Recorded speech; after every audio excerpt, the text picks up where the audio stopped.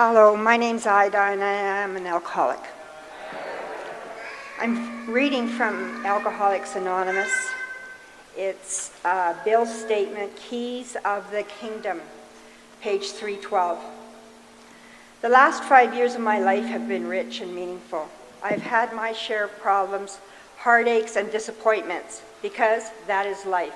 But I've also known a great deal of joy, a peace that is the handmaiden of an inner freedom. I have a wealth of friends, my AA friends have an unusual quality of fellowship. For to these people I am truly related, first through mutual pain and despair, and later through mutual objectives and newfound faith and hope. There is no more aloneness with all that awful ache, so deep in the heart of every alcoholic that nothing before could ever reach it. That ache is gone and never need return again. Now there is a sense of belonging, of being wanted, needed, and loved. That is my wish for everyone here. So Lorraine read my favorite quote of the Bible. I modified a bit because I know it from the King James Version. And it is, "Come unto me, all ye who are weak and heavy laden, and I will refresh you." And many of our hearts, we are heavy laden. And in this time of year, sometimes we are weak. We feel that we have so many burdens on us. But he promises to refresh us. And I love that translation best. I'm here to talk about my life. I was born to Irene Stanley, who had lost 6 babies. And I was born 2 months early, almost 3 months early. And she was sure I was going to die. And I think I learned to pray in my mother's womb. I heard her pray for 7 months, and God answered her prayer. For this time, when she gave birth, there was Dr. Wiggerink in this tiny little town, and Dr. Wiggerink was from Holland, and she had delivered many preemie babies during the war. And so in 1953, she saved my life, introduced the concept of an incubator. So I spent those 2 months in hospital, many miles from my mom, who was 23 miles away. And then the first 6 years of my life, I was in hospital because, preemies aren't quite done. Then, through my whole life, God has been with me. I know this might be a bit strange, but it has come to me to share that one time when I was a teenager, I was working in a restaurant, and this guy invited me out on a date after. And we were sitting by the river, and he said, "I think I can have my way with you." And I had a feeling that if this was going to happen, I would end up in the river. And somehow God gave me the words, "Well, wouldn't that be an accomplishment? You weigh 190 and I weigh 90. And somehow that saved my life. And it's just been time and time again. I was sharing with Lorraine before that one time I was applying to be working in the jails. And I was being interviewed at the John Howard Society, and it turns out that my resume was sent to the John Howard Society by COD. And somehow the John Howard Society paid for my resume to be delivered to them.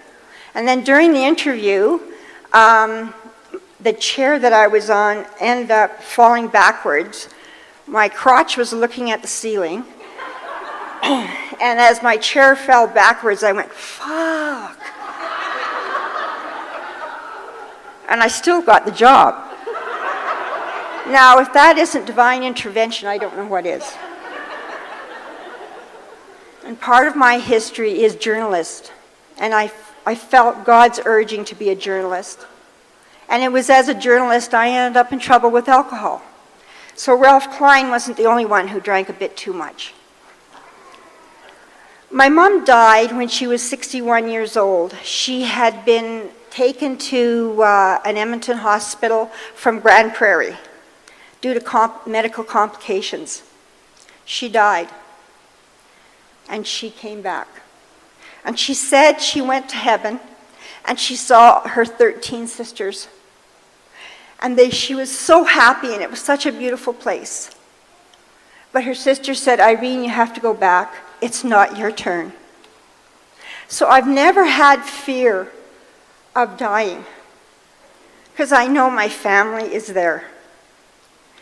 She then went to hospital again on December 25th, 2005. She died January 6, 2006. My dad then went into hospital on December 25th on 2008, and he died on January 5th, 2009. I think there's a message in that my parents both went home for Christmas. In 2015, my very precious brother by another mother, Michael, who we prayed for, died on Christmas Day night. And he went home on a very precious day. And my very best friend, Vanna, died last year in December. I know there's the natural stages of grief, but I also know that they went home.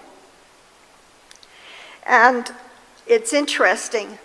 Just lately, I've been seeing all these bluebirds around me. My dad had a pet bluebird that used to land on his balcony. And they'd have a talk, almost, you know.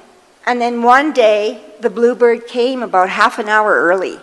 And he was just waving up and down. He was all upset. And Dad didn't know what was happening. But it turned out that was the time that he usually visited Dad's neighbor down the way in the condo. And the neighbor had died. So there's a connection between me, the bluebird, and my dad. I'm still finding pennies from heaven from my mother. And I'm finding dimes from my dad. Please don't lose faith that our loved ones are home and are surrounded by their loved ones. Please don't lose faith that you will find another job. I've been fired so many times it's not funny. And please don't lose faith that we are here to help you. One of the books that helped me so much is a book called Heaven is for Real. And if you don't like reading, it's a movie. Please consider sharing that with your family. God bless and Merry Christmas.